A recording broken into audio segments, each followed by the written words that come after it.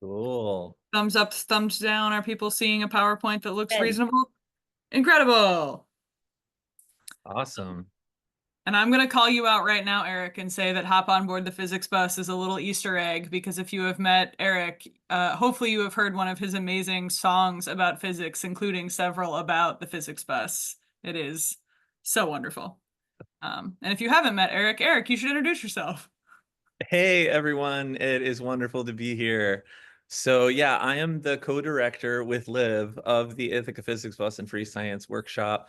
I'm super lucky to be working on two projects that I've been working on my whole life. I wholeheartedly believe in, and with awesome people like Liv. I've got into this game with parents who exposed me to science. One on the one hand, like the history, the big names, the formulas, the graphs, and on the other hand, inviting me to taste things plucked from a branch. I'm grateful for both my parents in that sense.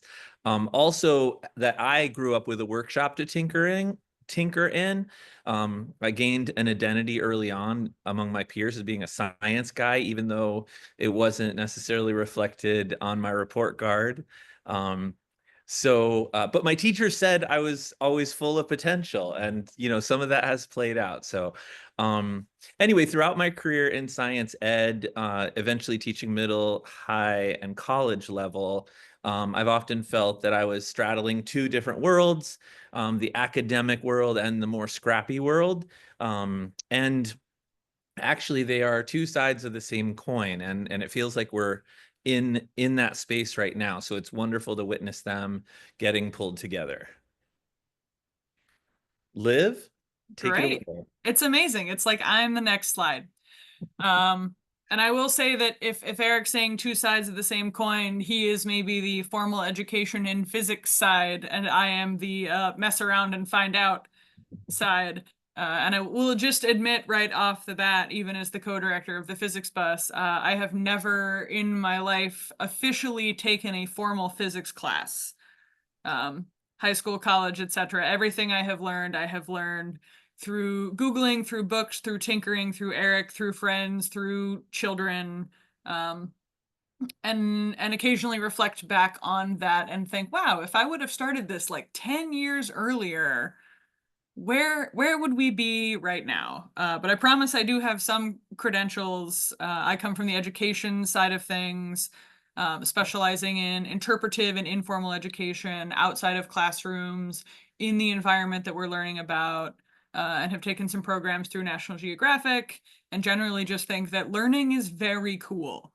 And anybody who says that you need to trick kids into learning maybe just isn't teaching right, because when you do learn in a way that feels very rewarding and self-fulfilling, learning is cool and kids secretly like it.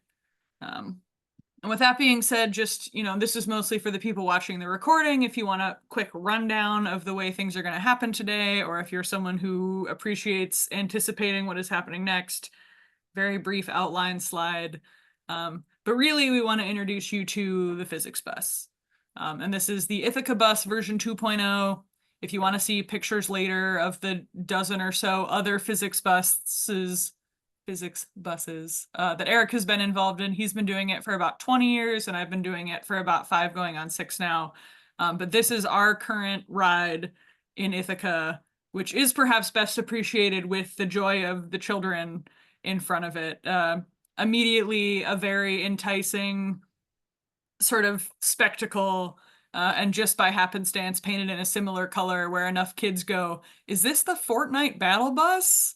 And you're like, no, it's cooler. Go inside. Which is really, really lovely. But Eric, if you want to go ahead and kick it off and start, go for it.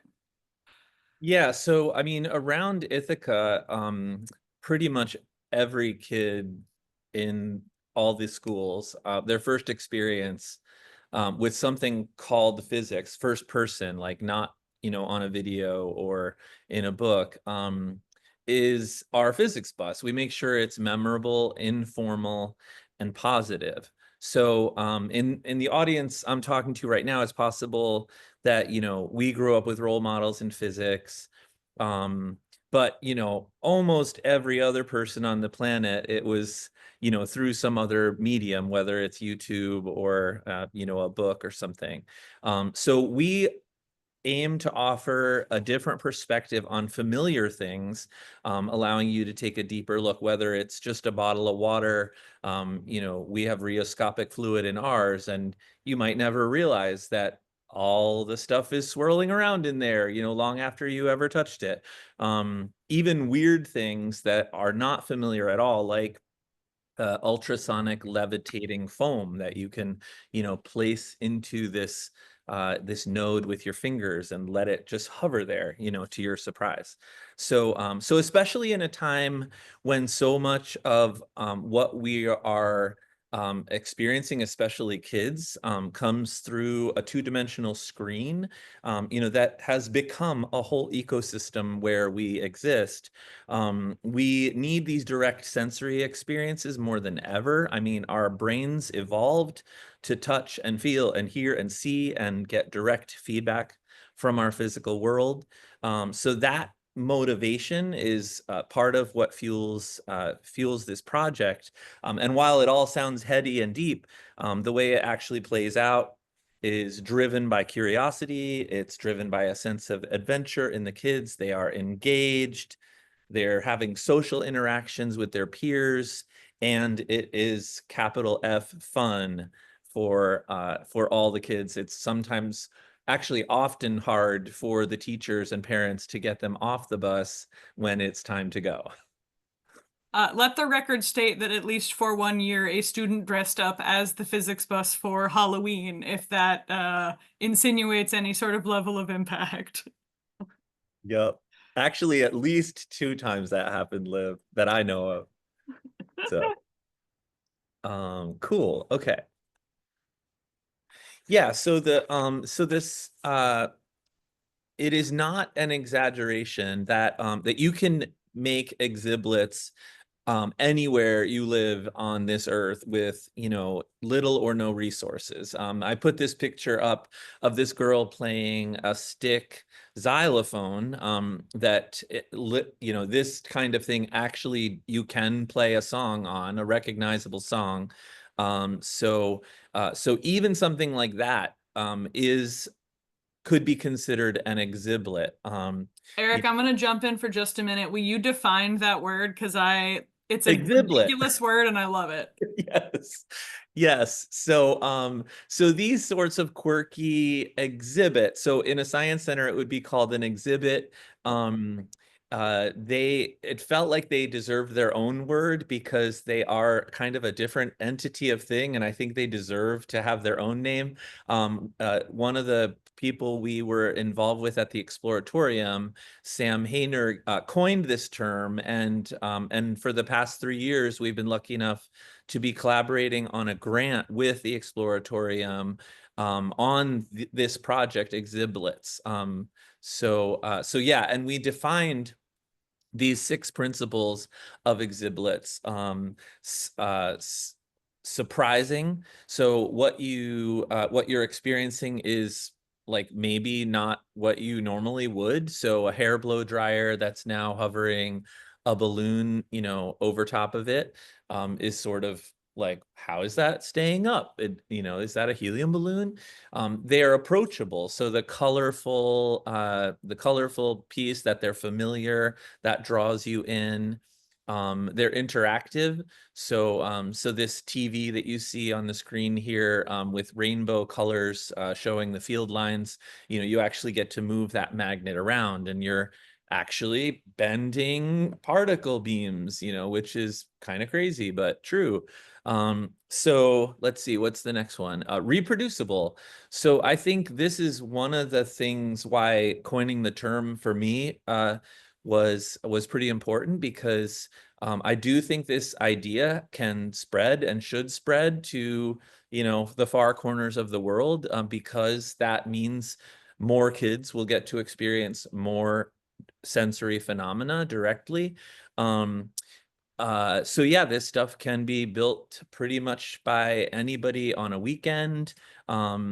I mean, that simple one, right? The TV is pretty easy. You just, hang a magnet from a string. So let's see what else are in my notes here that I wanted to tell you about. Um, yeah, the honest one. So honest means it shows its guts. It's not hiding anything. So we try not to put things behind more black boxes. There's obviously a limit to all these. But different exhiblets will have different aspects, either turned up or down on the, equalizer sliders of all of these. But lastly, fixable. Sometimes in the exploratorium, for instance, if something breaks, it's kind of like, oh no, it broke. What do we do? Take it off the floor. But actually, there's a real opportunity there when something breaks. And even, Frank Oppenheimer, has some quotes along these lines that it's okay if it doesn't work exactly right all the time, because that forces the participants to think about it. And so we really do have in our own arsenal of exhiblets, some with alligator clips, and if the wires aren't in the right place, it doesn't work quite right. So I think I covered all of my points on this slide. Can I ask you to cover another point really quick, Eric, Yeah. as a surprise audible here? Yeah.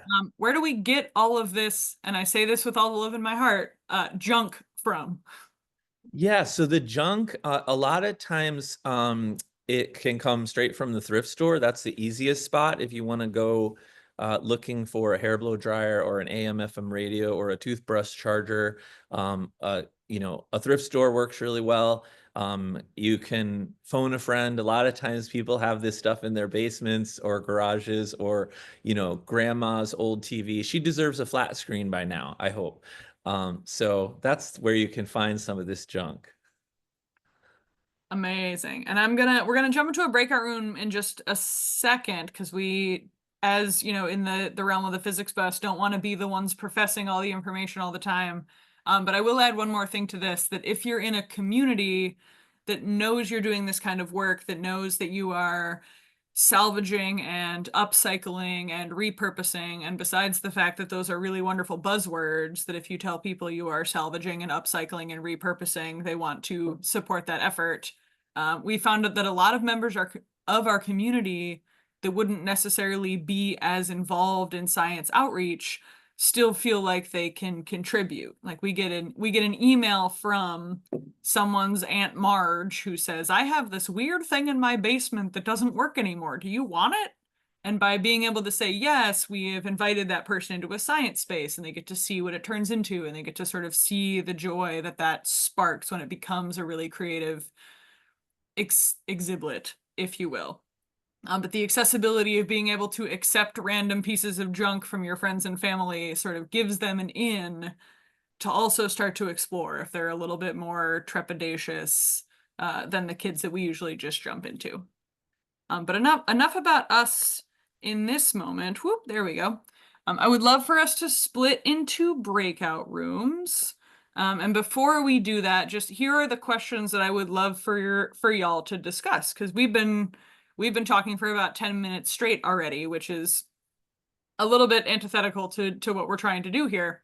So I would love for, in your small groups, to either try and think back on sort of the first time that you remember encountering physics as a concept. Like, as people that are involved in JNIPER, I'm sure if I asked you what is physics as a concept now, you'd have a great answer. But at some point you had no answer, and then all of a sudden you had an experience with physics.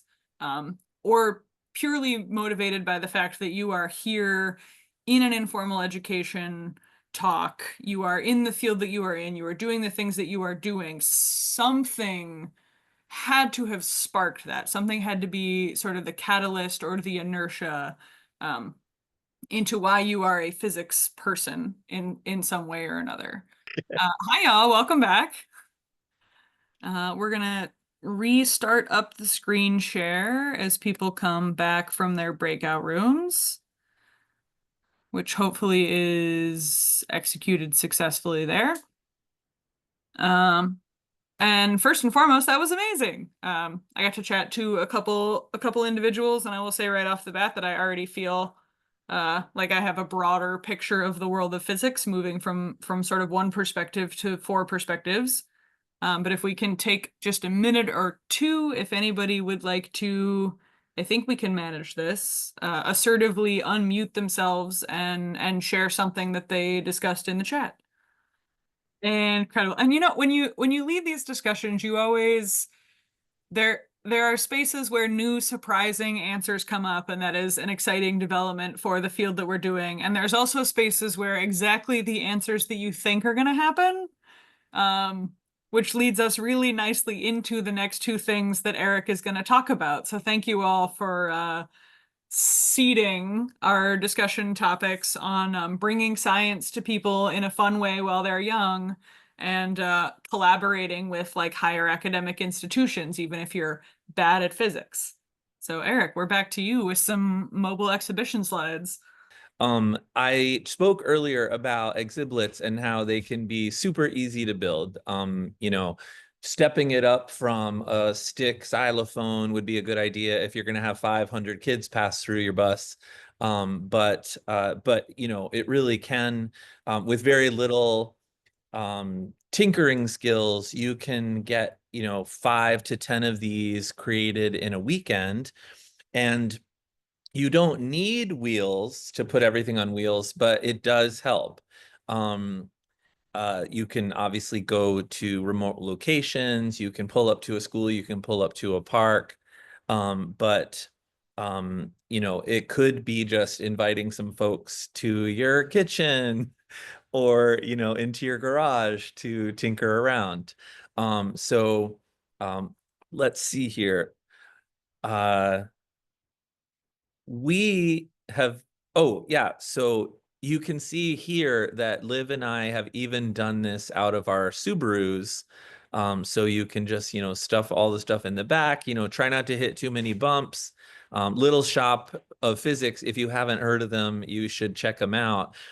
They put all their stuff in vans and trailers behind the vans. You can have a crew and a bunch of stuff. And they take the extra super smart step to put it all in boxes so that when you do take a corner to swerve and miss a squirrel, all your exhiblets don't break, and then you're, scrambling to fix them before the kids are checking them out. So, but our favorite way to get our exhiblets around is actually a physics bus.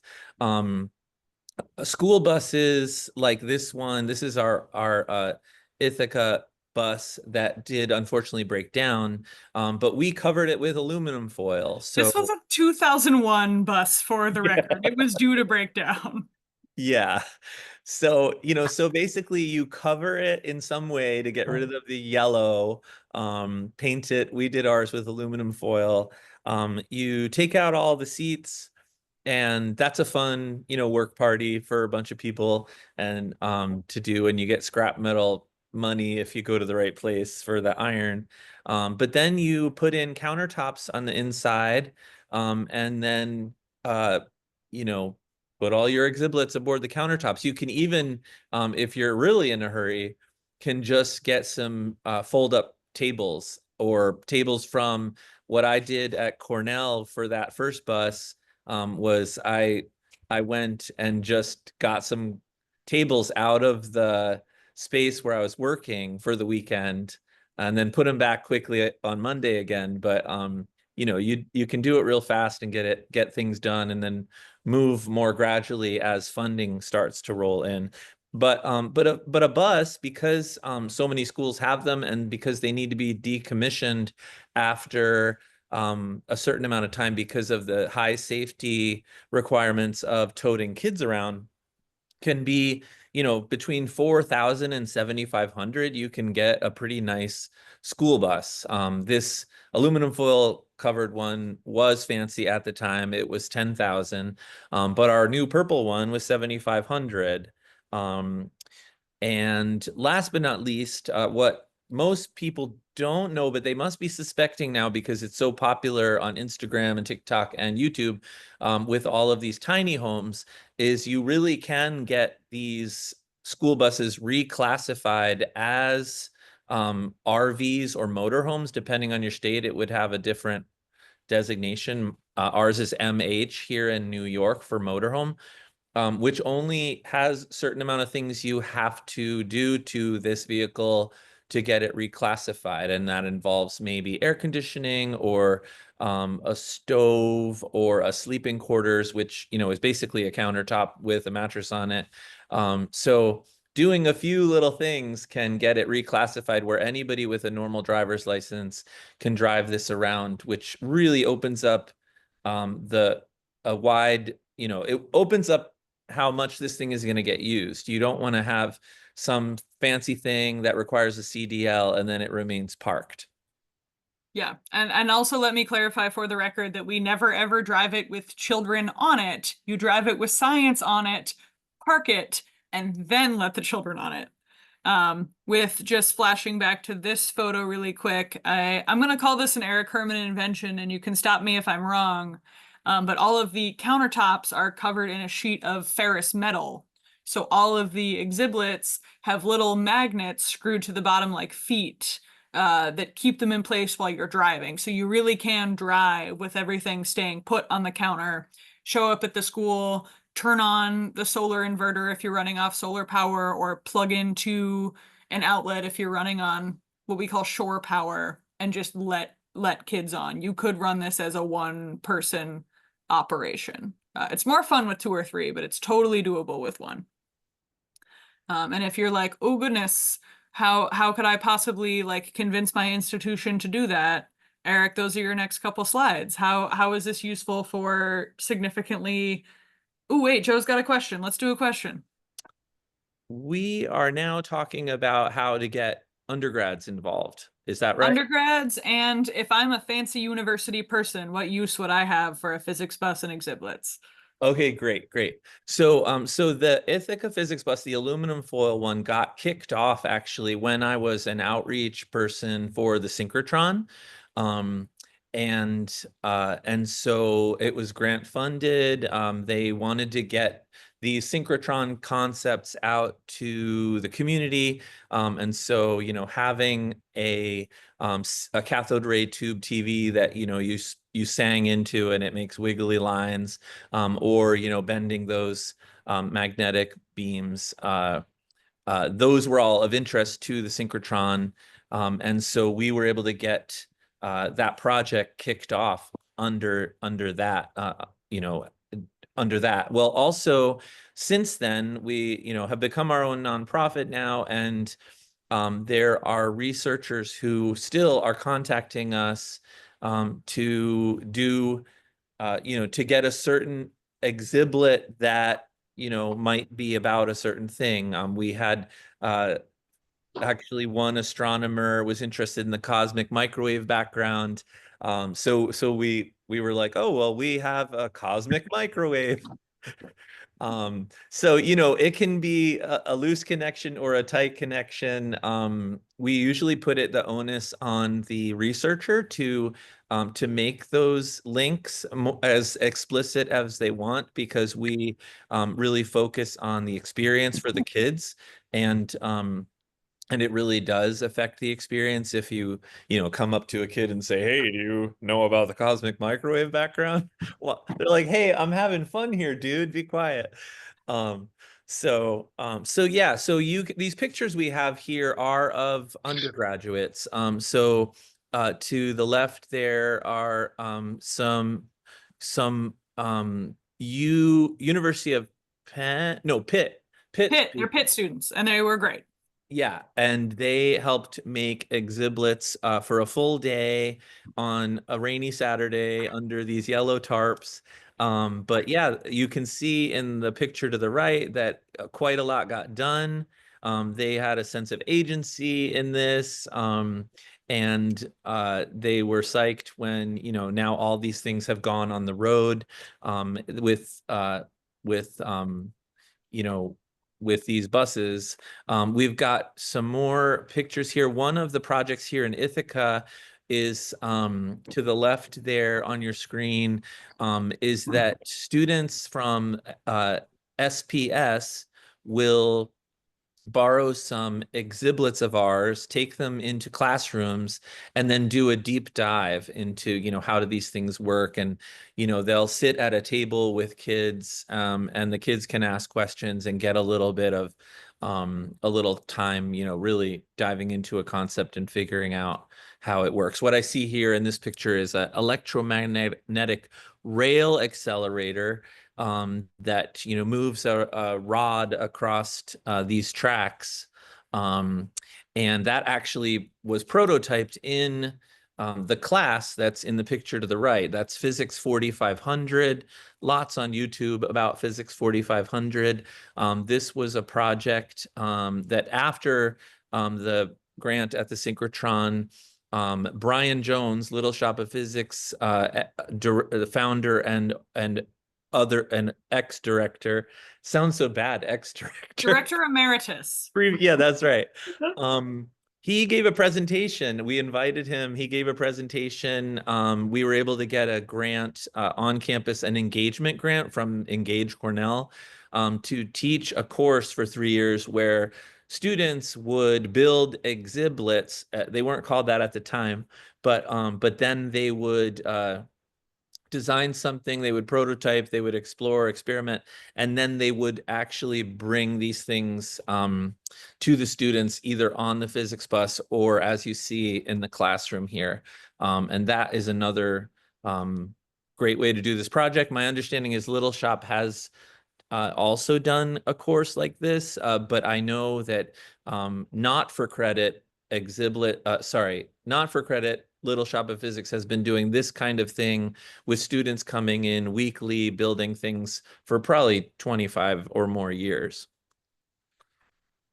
Sweet. And in just a minute, we are going to move into another participatory section of this presentation, but we would be remiss if we did not brag for just half a second, because this past weekend at Cornell University, they had the 90th birthday party for Carl Sagan, and SPIF was open for tours, and there were lots of really wonderful presentations and speeches, and we had the physics bus up and open for the general public. And this is just an excerpt from the speech given by Andrew Yin at the event. I will apologize right now that the audio is a little weird. Audio people say that it sounds like there's a weird flange on it. I think it might just be my computer. But if you'll humor me for about 30 seconds, or if you don't believe Eric and I, here is Andrew Yin talking about the physics bus. That is to reach out. I see the physics bus outside the Space Sciences Building parking lot. And I think, yes, that is what we need. That is exactly what we need. We need to reach out, and we need to embrace our fellow citizens. And whatever gifts we have, whatever knowledge we have, whatever strengths we have, we need to share them. Because that's exactly what Carl would be doing. Yes, and if you're into science outreach, that whole event, the Carl Sagan's 90th birthday party, is all on YouTube. It's amazing, and speech in particular is only about 15 or 20 minutes long, and is really about how the gatekeeping of science is detrimental to the field, and how much we can bring people in, and whether that's children or educators or citizens or your friends or your neighbors or yourself, how really wonderful that is. But we're going to take just a brief detour here, and here's where I have to figure out how to move slides without playing the video. Oh, there we go. All right. Beautiful, wonderful, brilliant people. We are going to try and use a slightly different thing on the internet. If you're familiar with the Google Jamboard, it is really unfortunately being wound down at the end of this year. But there is a website that is wooclap.com, which is a silly name, but it should lead you to a collaborative question and answer situation. If you are someone who plays Jackbox games, it's very familiar to the Jackbox games. If you're someone who doesn't, this is a website that you can either get into on your laptop, or if you want to get onto it on your phone, that's also an option. But it will ask you for a code, which is RRHTXC.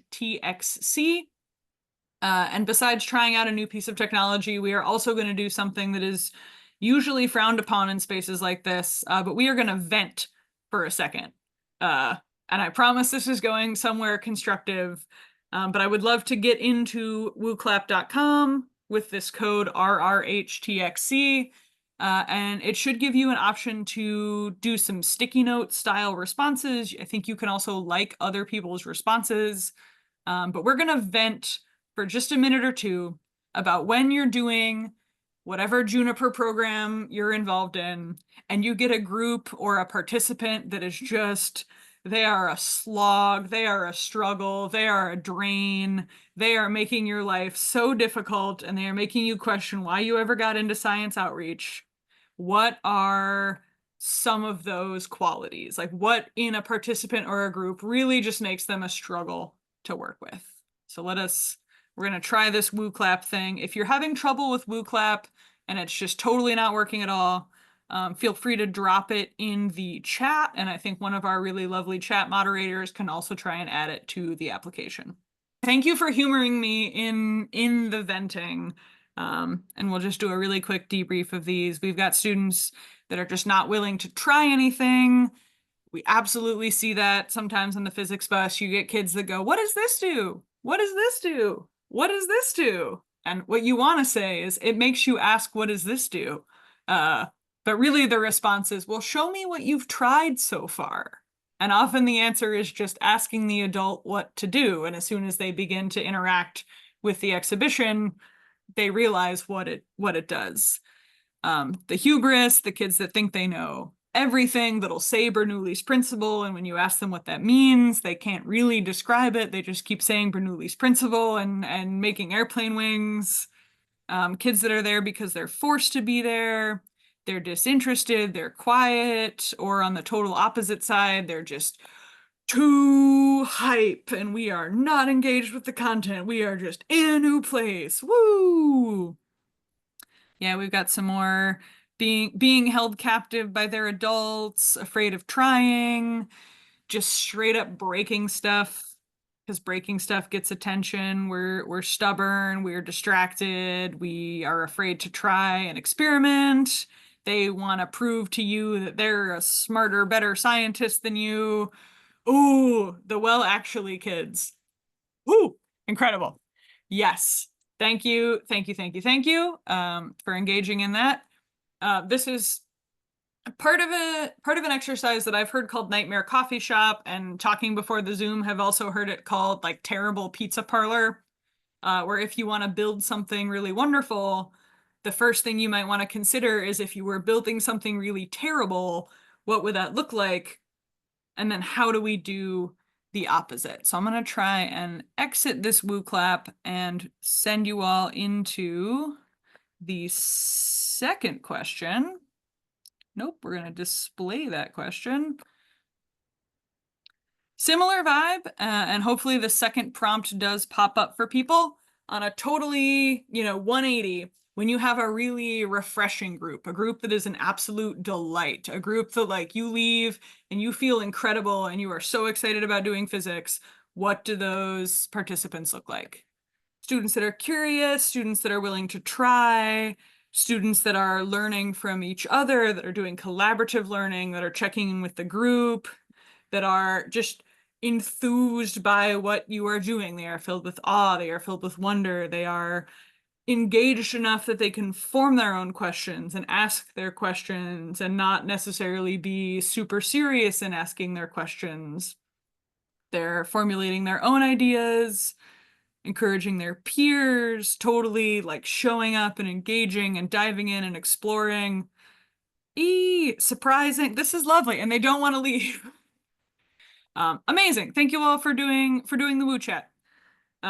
And one of the reasons we wanted to bring that up specifically is because that is our hope with the physics bus. If is sort of one thing that we're really trying to do with the physics bus.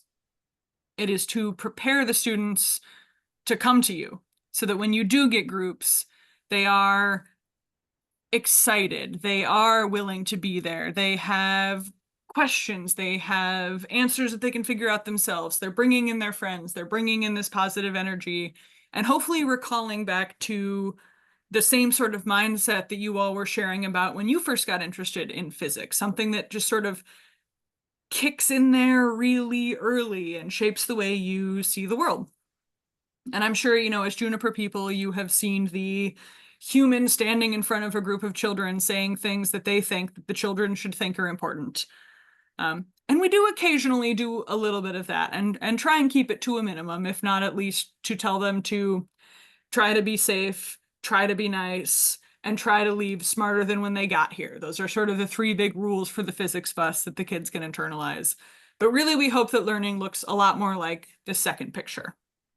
There is a participant, a student, an individual that is actively engaged, manipulating variables, getting immediate feedback, experiencing the phenomena that they can influence, and also having an adult on standby, kind of looking over their shoulder, but not necessarily directing. There for questions, there for encouragement, there for support. If they want to go deeper, they can. If they can't even find footing, they have some support there. And occasionally we will get the, I will sometimes call them science dad, who comes in and wants to start to give us the pop quiz on Bernoulli's principle and about electromagnetic forces and about the weight pull of the magnet. And my instinct is to kind of retreat back into a lot of my training as an outdoor educator, which came through the Lawrence Hall of Science from UC Berkeley, through a program called Beetles that talks about a lot of learning about the environment you're in without presupposing any answers, things through Little Shop, things through the Global Alliance of Community Science Workshops. But in short, I guess the question or the elevator pitch, if you will, when people say, what are kids learning, is to talk about when you have a bicycle.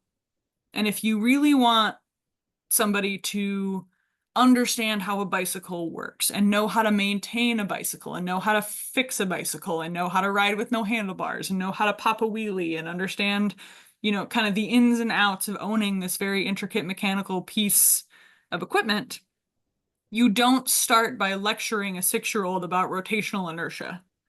You give them a bicycle and you hope that their friends also have bicycles and you watch them ride the bicycles around and learn to balance. And sometimes they have training wheels and you teach them to grease the chain. You watch them kind of experiment with letting their hands off the handlebars and watch them try and jump curbs.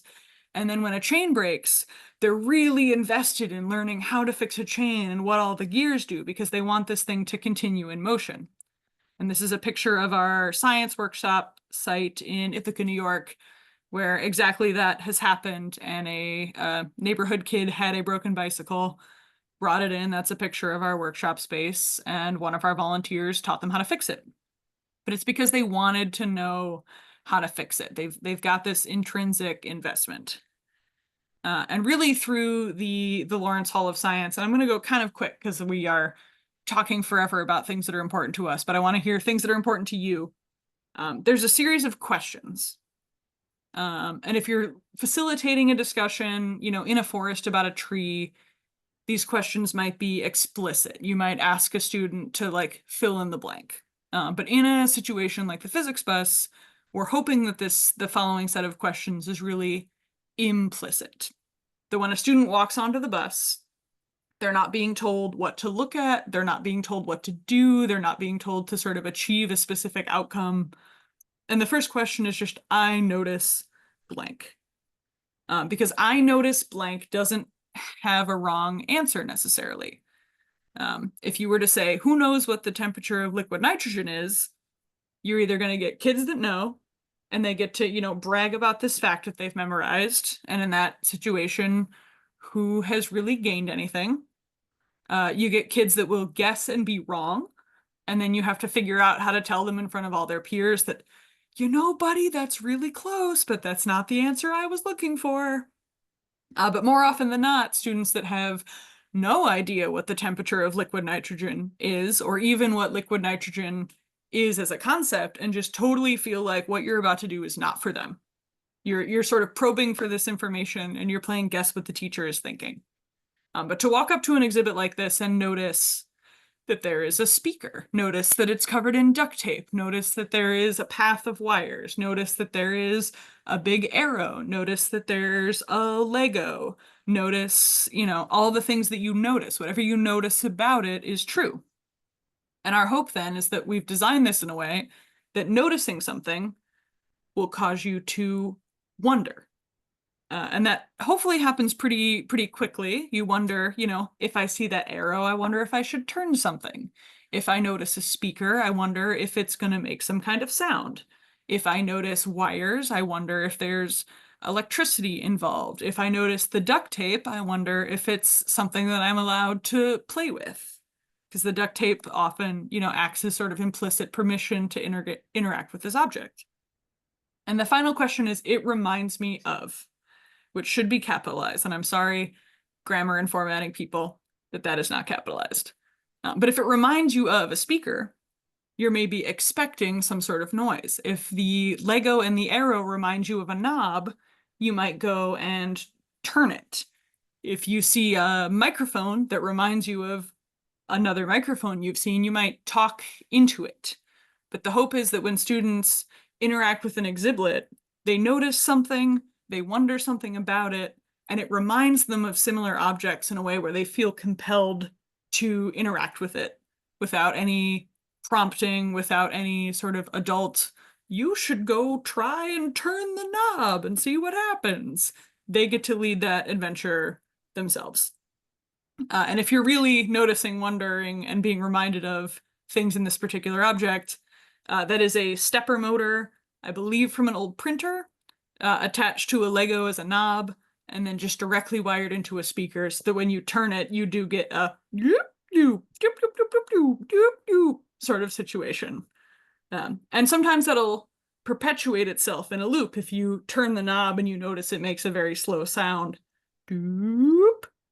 you might wonder if you turn it a different speed or at a different rate or in a different way, if it makes a different sound, and that perpetuates the engagement with the phenomena. And I also love this one because it's goofy and it sounds nice. But when we're getting into sort of introduction to physics, the hope is that we, calling back to our discussion earlier, don't have to start with a very difficult high school class or a very sort of grumpy teacher yelling about math or a textbook that you can't quite understand. But if you're somebody who categorizes themselves as like a music kid, you might see this exhibit that is a guitar, which is gonna spin that little black and white belt, which acts as a strobe effect, which will help you visualize the wavelengths of the different widths of string. And as a music kid, you go to the guitar and you feel like you're in a place where you belong, even though, and maybe because it is a physics space. If you're an art kid who likes to, draw and create and be sort of maybe on the periphery, the quieter, expressive kids, you see the lasers that are making this Lissajous spirograph pattern and realize that you can manipulate the knobs, change the speed of the spinning mirrors, and make art for yourself. And we're not asking you to come into a science space and be in our world. We are trying to mold the science space so that you can come into your world and show us what you know. For kids that are sports, sort of athletic-y, we've got a rocket launcher where you can pump the bike pump, hit the button that opens the solenoid and it launches the bottle rocket, and kids chase it across the field and want to make it go higher and pump it harder, and we can talk about PSA and trajectory and aerodynamics. And there are STEM kids. We want to make sure that we're not also saying you can only come to science through other ways. So there are obviously some exhibits that have lightning bolts and cranks on them, because if you're a STEM kid and you see a lightning bolt and a crank, you're going to want to go give your friends a gentle electric shock. And hopefully we are offering this buffet. There are lots of options. You don't necessarily have to try everything on the buffet, but we hope that you're willing to sample some of the dishes, whether it's, sound or light or electricity or it's a Faraday cage, or it's a rocket launcher, or it's something that sort of introduces you into the world of physics. And when you think of physics as an adult, you think, oh, physics, like the physics bus. That's right. I think I like physics. Tell me more about it. Instead of physics like, oh, that was the weird old guy who yelled at me about not being good at math, which was my experience with physics as a 15-year-old, and seems very uncharacteristic of how many cool things physics can do. And just very, very briefly here, another part of a good buffet is having really good wait staff.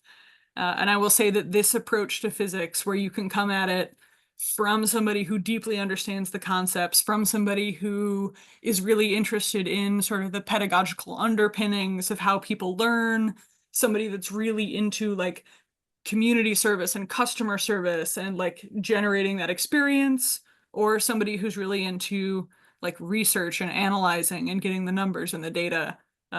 We found it's pretty easy to scoop in volunteers of any sort of ilk. It's just a smattering of some of our wonderful volunteers, all with different backgrounds, all from different parts of the country. These, I think, are all about undergrad age, but it's thankfully not a hard sell to get undergrads psyched about coming to hang out with you at the physics bus.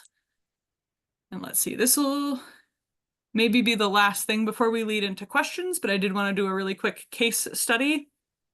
I will shout out Eric for building this. But this is one of my personal favorite exhibits that we just called Dan's Phones, named after Dan Sudrin, the founder of Community Science Workshops. But you can see there, it's two headsets. Can you guys see my mouse? Yeah. Cool, sweet. So there's two headsets. They are connected very visibly and on purpose very visibly down to a circuit made of the wires and the electrical, the copper tape, connected through a battery and back to the other phone. It's looked like this. It's looked as simple as like screws on a board. It's looked like this, which was one we made for City Museum in St. Louis. It's looked like this, which is the one on board the bus right now, which has seen about, if we've had that since grassroots, probably 5,000 people have talked through these phones. And when you see this thing, I wonder, it reminds me of, you notice it's a phone. You wonder if you can talk into it. It reminds you of, all those movies or TV shows you watch where people talk in the old school phones and you want to pick it up and say something. And this is, this is a picture from last week, I think, right, Eric? Yeah, that was in Abington, PA. Yes, in Abington, Pennsylvania, these were middle schoolers. Pick it up and you can see the immediate joy. And oftentimes the first two sentences said through these phones are, hello? Oh my God, it works. Which is incredible. And to sort of build into an inherently inclusive environment, something like these phones almost necessarily invite bringing in your friends. You're going to pick this thing up and you're going to talk into it, and you're going to want to talk to somebody else. And you're going to grab somebody in your class, or you're going to grab your mom or your grandma or your dad or your brother, or literally the next closest adult who looks like they might do this thing with you, because that need to deepen the experience is there. And we'll get students that want to pull the battery out and put the battery back in. And it's not broken if the battery's out. You're doing a science, dude. If you want to pull that out and be like, it doesn't work now, we can dig a little bit. If you want to follow the paths of the wires, that's great. If you want to, and it's funny because this picture right here, this is not the person on the phone. This is the person on the phone. They wanted to see if they could stretch it as far away as possible and still be able to hear each other. So they're naturally engaging in the scientific method. You can be at an event, see a kid pick up one phone, not really understand what's happening, and you can then pick up the other phone and provide them with that touch point, that contact point with an adult. And when they hear your voice, they go, and then go grab a friend. This is even high schoolers at the Salicinium School in Delaware. And even, high schoolers in ill-fitting blazers and ties are still sort of drawn in by that inherent connection with the wow factor of the phenomena of the sound waves coming through the carbon microphone, and it being open and honest enough that you can sort of follow the wires there. So the hope is that that sort of exemplifies what we are trying to bring to people with the physics bus. That is a lot of us talking. And it seems like we've got about 15 more minutes to do more discussions and chat. So I would love to hear from more people that are not myself or Eric. No offense, Eric.